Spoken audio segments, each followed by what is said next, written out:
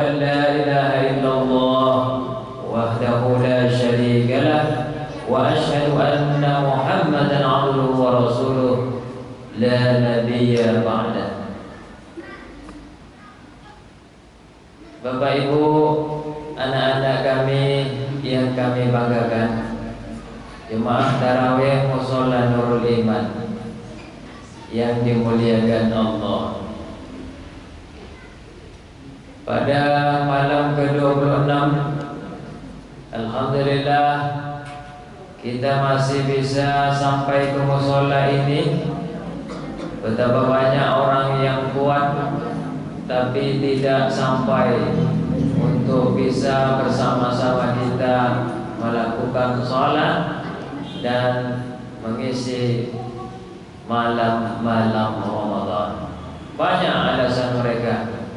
Ada inilah, ada capek, ada mau bikin kue, ada juga yang mau pergi ke kota beli baju anak. Banyak alasan. Padahal itu semua bisa digantikan pada waktu siang ataupun waktu pagi. Salawat sama-sama kita baca. Yuk, Allahumma salli ala Sayyidina Muhammad wa ala ali Sayyidina Muhammad. Tambah lafaz salam, assalamu alayka ya Rasulullah. Mudah-mudahanlah kita semua mendapat syafaat Rasulullah sallallahu alaihi wasallam. Itu menjadi penolong kita, syafaat baik di dunia maupun di akhirat. Amin ya rabbal alamin.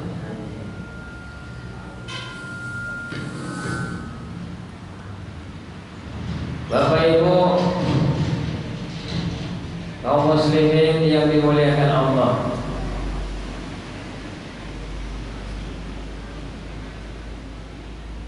setiap anak yang lahir ke dunia pasti ada ayah, pasti ada ibu.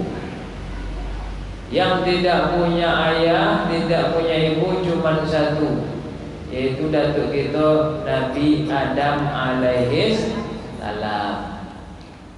Yang tidak punya ayah, itulah Nabi kita Nabi Isa alaihis salam. Selain daripada itu, maka kita banyak mengenal pasti ada ayah, pasti ada ibu. Namun ada juga yang ketika ibunya masih mengandung anaknya, ayahnya sudah berpulang ke rahmatullah, seperti ayah Nabi Muhammad sallallahu alaihi wasallam. Ketika Nabi Muhammad masih dalam kandungan ibunya Siti Aminah, ayahnya rupanya sudah duluan dipanggil Allah. Ketika beliau lahir ke muka bumi, jadilah Nabi Muhammad menjadi seorang anak yatim. Beruntunglah kita sebetulnya kalau kita waktu dulu kecil lahir ada ayah kita. Itu sebetulnya adalah sebuah anugerah. Tapi kadang-kadang kita kurang menyadari, sehingga kita biasa-biasa saja dengan nikmat tersebut. Pada malam hari ini insyaallah kita akan cerita tentang anak yatim. Siapa anak yatim itu? Dan yang melihara anak yatim itu apa yang ia akan dapatkan? Dijelaskan bahwasanya anak yatim itu adalah mala abalahu, yang tidak punya abah.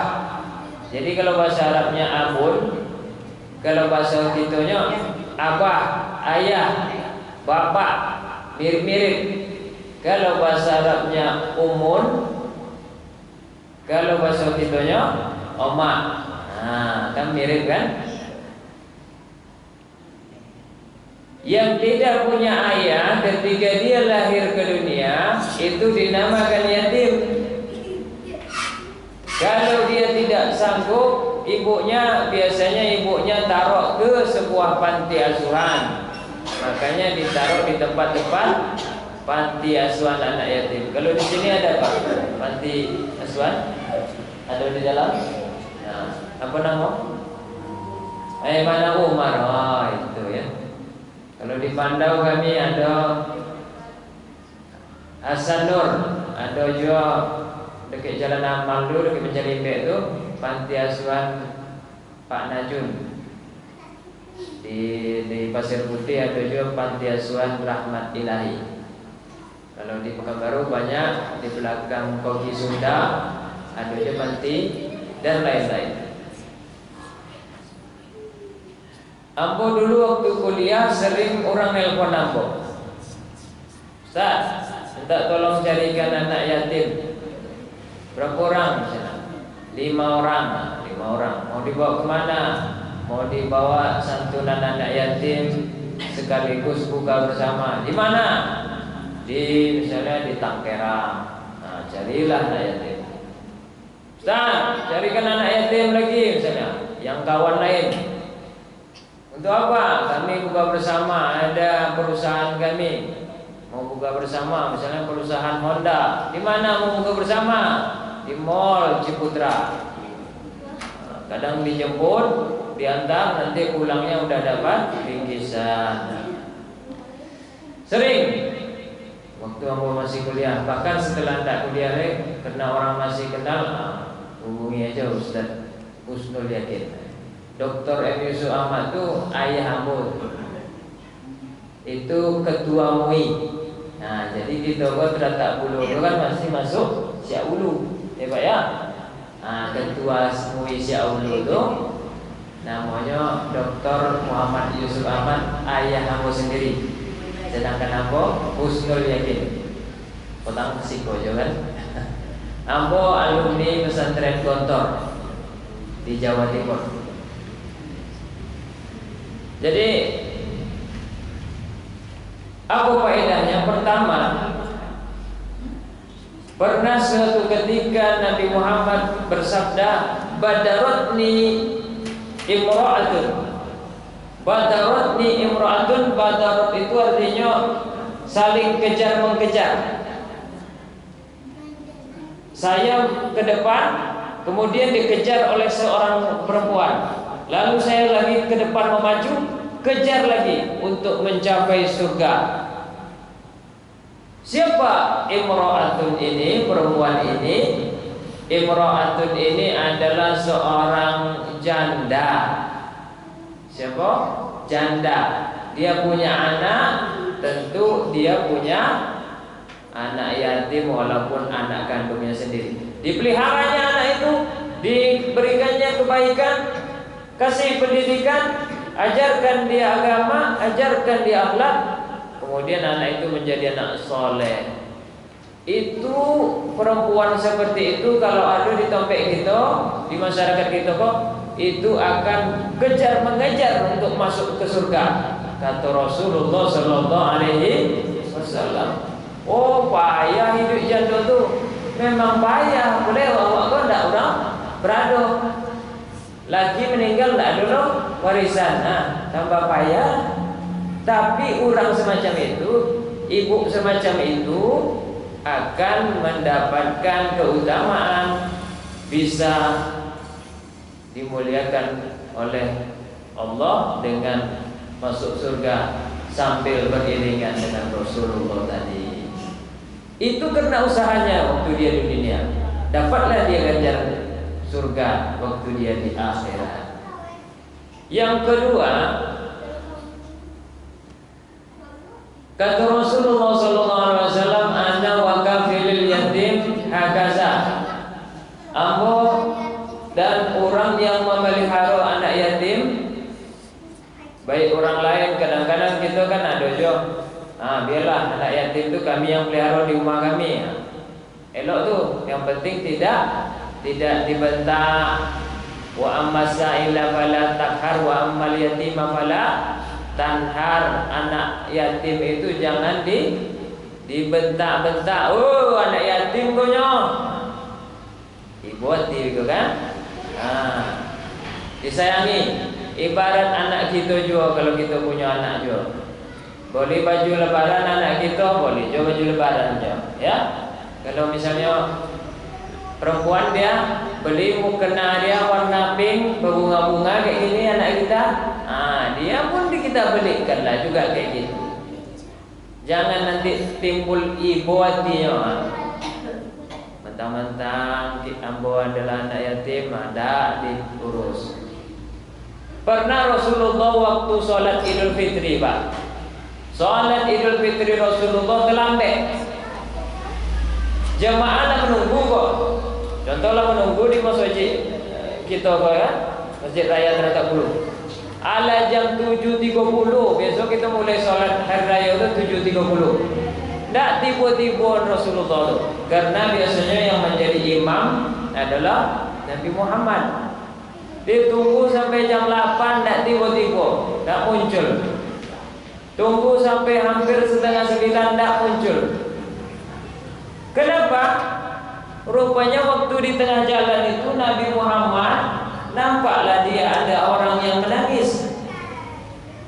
Lalu dihampirinya, "Hai anak, kenapa engkau menangis? Orang hari raya nih, orang dah punya peci baru, orang dah punya pistol, dah punya sepatu baru, sendal baru, semuanya dapat THR. Kau ngapa nangis di sini? Berbahagialah." Apa kata anak itu? "Saya menangis karena ibu saya masih bekerja. Hari raya pun masih kerja." Yo kalau kerojonya kerojo tompek-tompek loma, entah di TV, entah di Indomaret, ikut ndak masih jo memulung mencari kara-kara, mencari botol, mendapat paling berapa lah sehari, tak 20, kadang 10.000 sehari. Ibu saya itu kerjanya. Ayahmu? Ayah saya sudah meninggal waktu perang. Mendengar kayak begitu, apa kata Rasul? Gini, maukah saya ini Nabi Muhammad, maukah saya menjadi ayahmu? Aisyah istriku menjadi ibumu, Fatimah menjadi kakakmu? Mendengar apa yang dibilang oleh Rasulullah, karena Rasulullah itu kan orang paling disegani, orang paling dihormati sejak hidupnya dulu sampai kini. Mendengar itu apa kata anak itu? Mau. Ayo ikut, kata Rasulullah. Dibawalah anak itu yang tadi itu, dibawa ke rumah, dipanggil istrinya. "Hai Aisyah, tolong ke sini." "Kenapa bang?" Ini anak ini nangis tadi di tengah jalan." "Kenapa bang?" "Mamanya masih kerja, ayahnya dah meninggal, anak yatim nih. Kamu mandikan dia, kasih dia bedak. Bila perlu nanti kita belikan dia baju baru." Wah, diservislah anak itu. Setelah itu baru berangkatlah dia sama Rasulullah. Baru tiba Rasulullah di tempat tanah lapang untuk sholat Idul Fitri. Dan anak yatim itu ketika itu dialah yang merasa paling gembira. Kenapa? Langsung dapat ayah angkat. Ayah angkatnya tak tanggung-tanggung. Itulah Rasulullah Sallallahu Alaihi Wasallam. Begitulah cara menghormat, menyayangi anak-anak yatim yang dicontohkan baginda Nabi kita. Makanya kadang-kadang kita kalau bulan puasa itu ada santunan anak yatim. Kadang-kadang juga setelah hari raya, seperti di daerah Pulau Jambu Rumbio itu, kadang dikumpulkan anak yatim, dibawa arak-arak di jalan-jalan, baru nanti dikasih amplop-amplop lah untuk membahagiakan mereka, karena mereka tentu bersedih. Orang senang-senang hari raya sama ayahnya sama emaknya, sedangkan mereka sedih. Dan banyaklah cara-cara kita untuk memelihara anak yatim. Dan orang yang pelihara anak yatim, hakaza kata Rasulullah, kayak begini. Wa asyara bisababah wal wusta. Rasul menunjukkan dua jari, yaitu jari telunjuk dan jari tengah. Berarti siapa yang memelihara anak yatim, baik mamanya sendiri si janda ataupun keluarganya, pamannya atau bibinya ataupun orang lain, atau mungkin panti asuhan yang memelihara anak yatim dengan kasih sayang, dia akan seperti ini dekatnya dengan Rasulullah. Dan biasanya orang yang memelihara anak yatim itu jarang yang menjadi jatuh miskin. Aku tidak pernah nengok aku atau mendengar gara-gara dia memelihara anak yatim miskinnya. Apapun kerjanya, ada di UIR tuh dia kerja cuman bersih-bersih atau tukang kebersihan, seorang wanita. Suaminya sekarang entah kemana, tidak jelas pangkalnya, entah diceraikan atau tidak ceraikan. Tapi alhamdulillah dia punya anak yatim sekolah SD dan tetap juga dipeliharanya. Anak itu mau peci dibeli peci, anak itu mau buku beli buku, jajan tiap hari tetap ada jajannya.